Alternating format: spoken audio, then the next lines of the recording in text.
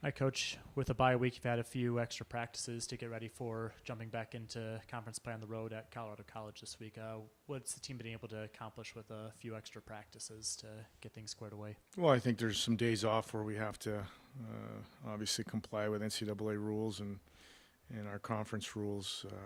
So we had a couple of days off. We did a lot of stuff off the ice actually in terms of community service, and I thought the guys did a real good job of giving back to the community in a couple of different events. And in terms of on the ice, there's always uh, a little bit of a give and take when you have an off week. You don't want to do too much, and you don't want to make sure that you don't leave anything on the ice either. So I thought we had a pretty good week of just continuing to do some of the things that we've been doing, and just continue to execute and make sure our timing was good. So it's nice to get back to a normal week this week and go through our routine.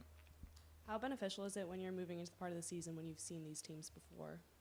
Well, there's not much that we don't know about each other now, so it's a matter of going out and leaving it all on the ice and executing and making sure you stay disciplined. For all intents and purposes, now this is it, right? You're gonna see everybody's best, and you have to be ready to play your best. Why work specifically one-on-one at the end of practice today? Something we've been doing, here and there in terms of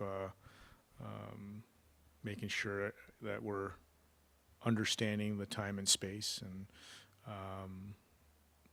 at the end of the day, it still comes to a one-on-one battle, and winning that battle is still the most important. And if everybody can do that, then you're going to have some success. Obviously, a series like you played in Omaha a couple weeks ago with a lot of goals at both ends of the ice doesn't happen too terribly often. What's kind of the focus on getting a little bit finer defensively in some of these tight checking games, especially as you get closer and closer towards the postseason? Well, I think that's always the case. You always want to play good team defense, and I think we've already turned the page from that weekend, and it's certainly not indicative of what our team's capable of. So we moved on. We got to play better in all three zones, with and without the puck. Early on in the season, there was a little issue with kind of digging into holes early, and the last week or so kind of been happening at that point as well. Yes, what are some of the things of just preparing to really be able to kind of dictate and maybe give that first punch when you get out on the ice for the first few shifts? Well, I don't know that. Try and think back at all the games we played in the first half, and certainly scoring first is an important part of anybody's game.